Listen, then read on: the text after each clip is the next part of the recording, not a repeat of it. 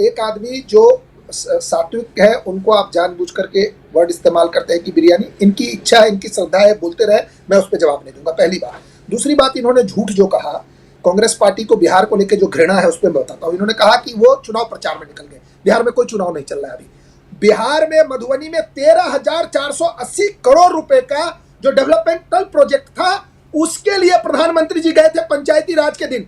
क्या सारा काम छोड़ते हैं हिंदुस्तान में?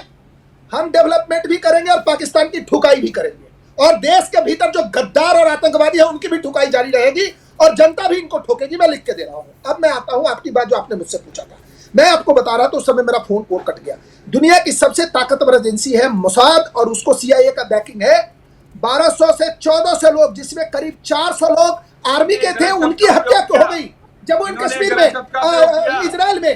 तो आज मैं क्या करें, बीच में कहां से लाते हो भाई ऐसे लोगों को? One by one please, one by one. हाँ ठीक, अर्शप्रीत जी मुझे मजबूरन देखिए सर, ऑडियो थोड़ा डाउन करना पड़ेगा फिर, क्योंकि बात मैं समय बर्बाद नहीं करना चाहती सर, प्लीज। मैं बताऊं, मैं अपनी बात खत्म कर रहा हूं। इस तरीके से हिंदुस्तान में मैं मानता हूं कि अगर एक व्यक्ति की भी हत्या होती है और आतंकवादी अगर अपने में सक्सेस हो जाते हैं तो हम मानते हैं और हमारी सरकार ने कहा है।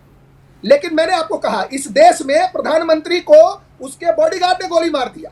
इस देश में 26/11 हुआ जिसमें जिस प्रकार के लोग थे, अभी भी बहुत लोग हैं। तहव्वुर राना को हम पकड़ करके लाए, इस सरकार ने पकड़ करके लाया। मैं क्या कह रहा हूं, देश में 2-3 बातें हैं। डेवलपमेंट पे काम जो है वो रुकेगा नहीं। पाकिस्तान के खिलाफ पूरा देश यूनाइटेड है। ठीक है, राहुल गांधी के साथ मुट्ठी भर लोग हैं और जो दिल्ली और मुंबई में बैठे हैं उनके जो सिस्टम के लोग हैं, ठीक है, वो हम चलाएंगे और उनके खिलाफ लड़ाई करेंगे। मैं सर आपको चर्चा में लाना चाहूंगी।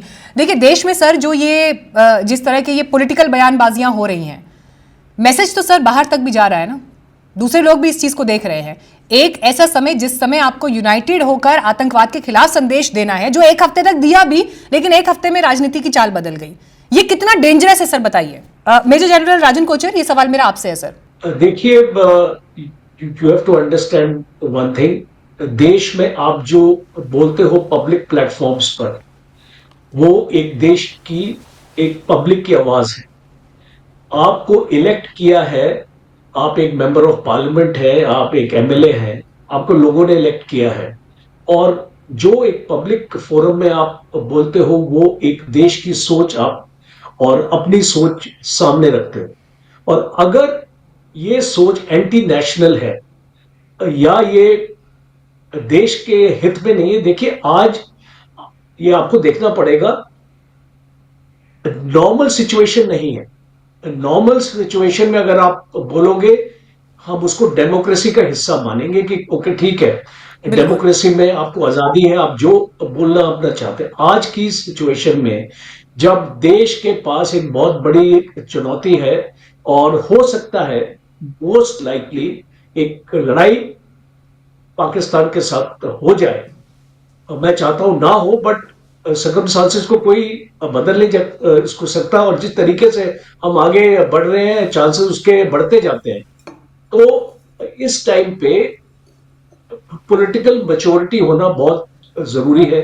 अब आपके चैनल पे मैंने इसको देख लिया कि जो एक स्पीकर बोलता है तो दूसरा उसको बोलने नहीं देता है और वो उसकी बात को पूरी नहीं होने देता है। तो आई थिंक पेशेंस होना बहुत जरूरी है एक पॉलिटिकल फोरम में। हम यहाँ पे एक डिस्कशन के लिए आए हैं, सबको अपनी बात रखने का मौका मिलना चाहिए। उसके बाद अगर आप कुछ काउंटर करना चाहते हैं तो आपको आई थिंक जो हमारे एंकर हैं, जो हमारे एडिटर हैं शो के, वो शायद आपको इसका मौका आपको देंगे। तो आज अगर हम कोई ऐसी बात करते हैं तो आप देखेंगे कि हमारा जो दुश्मन है जो वहां पे बैठा हुआ है वो फायदा उठाएगा और वो बोलेगा कि इस देश में तो यूनिटी नहीं है, इस देश में तो लोग एक दूसरे के साथ नहीं है, तो ये देश इसको लड़ाई में कैसे जीत पाएगा। तो इसका फायदा उठाया जाता है और मैंने देखा भी है ये, क्योंकि काफी पाकिस्तान के जो एंकर्स हैं और उनके जर्नलिस्ट हैं उनके साथ प्रोग्राम में मैं आता हूं और पिछले एक हफ्ते से तो और भी ज्यादा ये हो चुका है। और जो मैं उनकी तरफ से सुनता हूं वो एकजुट अपने देश के लिए बात करते हैं, वो अपने देश का साथ दे रहे हैं, वो उसको जस्टिफाई कर रहे हैं कि पाकिस्तान ने ये काम नहीं किया और पाकिस्तान एक टेररिस्ट देश नहीं है। अब हमको ये काउंटर करना है उनको, जो उनका नैरेटिव है। देखिए इनके 16 इनके यूट्यूब चैनल को बंद क्यों किया गवर्नमेंट ने? क्योंकि एक नैरेटिव फैलाया जा रहा है हमारे यूथ को, एक रेडिकलाइजेशन की तरफ ये लेके जा रहे हैं, स्पेशली जम्मू एंड कश्मीर में, और जहर उगल रहे हैं ये सारे चैनल।